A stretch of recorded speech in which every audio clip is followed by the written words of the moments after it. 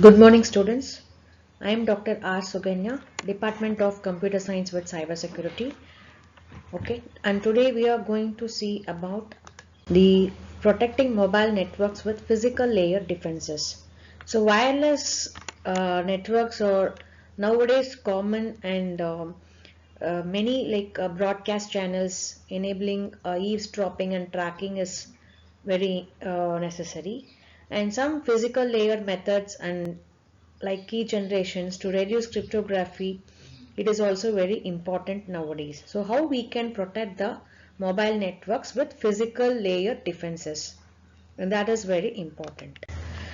So here we have the attack types at the physical layer. That is the base layer, like adversary taxonomy and capabilities, which we say like eavesdropping. Like eavesdropping in the sense the signal or multiple channels will be occurring. So here is misleaking the information, that we say it as eavesdropping. Okay, so it is an act of just listening to private communication such as phone calls, emails or text messages without the consent of the parties involved. That we say is as eavesdropping. And next is of active attacker, which means spoofing, relay and man in the middle. Okay, so here when we say of spoofing, we say like um, the attacks happening through the man in the middle attack. Okay, and jammer, concluding eavesdropper network distributing the observers which has data, and common assumptions like adversary antennas, when the thing is not been working, the channel is not working, and the protocols which is worst. Okay, so the goal is like we have to recover the messages, we have to deny that particular attacks, and it has to be detected what type of attack it is. Okay, so this is the thing that we need. Okay, so the threat model and attack types at the physical layer. So we have seen like eavesdropper, active attacker, who always have the man in the middle, like between source and destination. Okay, and next comes like core principles of information, that is theoretic secrecy. Secrecy capacity, the maximum secure rate, and secrecy rate which secure throughout for design and benchmarking, SNR and CSI role. Okay, so CSI means channel state informations. So we have like many receiver transmitter to receiver, and also receiver to transmitter signals. Okay, so SNR, signal to noise ratio, it relative to background noise. It's calculated as ratio of signal. Okay, and what is the impact of missing this particular channel state information?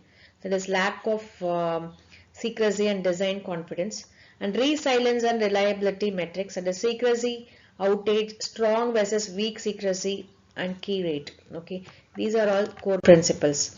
And signal level methods, what is beam forming, directional antennas and MIMO.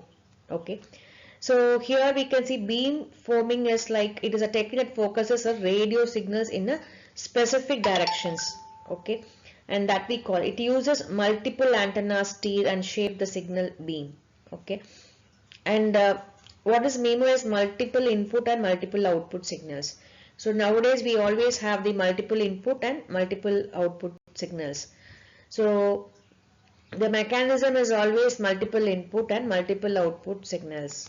And next is like interference based methods for physical layer security, and like artificial noise, cooperative jamming, power allocation trade-offs, and impact on legitimate receivers. Okay, and also we focus on secret key generation from wireless fading. Okay, so like channel observation, quantization, information reconciliation, and privacy amplification.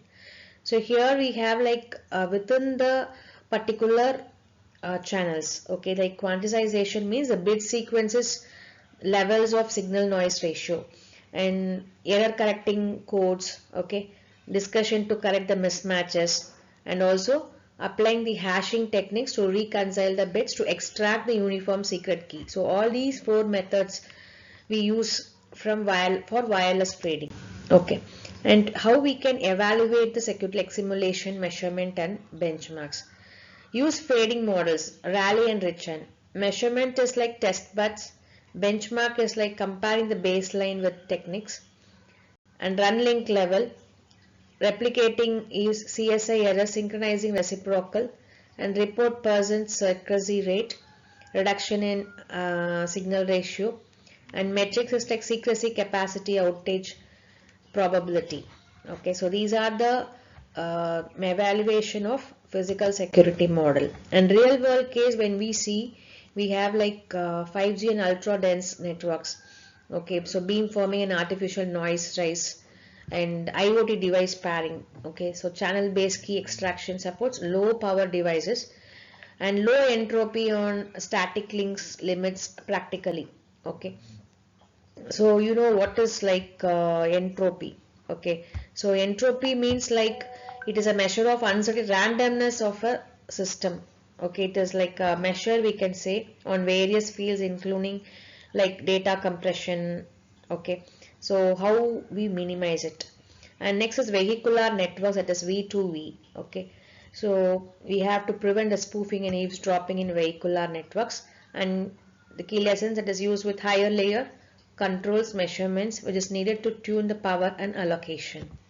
Okay, and that's all about the real world case study. An integration with cryptography and high layer security, complementary roles and protocol designs we have like physical, application, and link or network layer. And we have the deployment considerations like in 0 to 3 months we can have the pilot selection of the baseline. Okay, which channel we have to choose, and from 3 to 6 months we can have the prototype and measurement, and from 6 to 12 months we can have like integration and interoperability, and 12 plus months we can have like scaling, monitoring, and review. Okay, and we have few multiple choice questions that you can attend. The space diversity is also known as, and it is a transmission method used in MIMO wireless communication to transmit encoded data signals independently. Okay, collaborative uplink. And MIMO was initially developed in the year 1990. Which of the following is a drawback for cordless telephone, that is limited coverage area?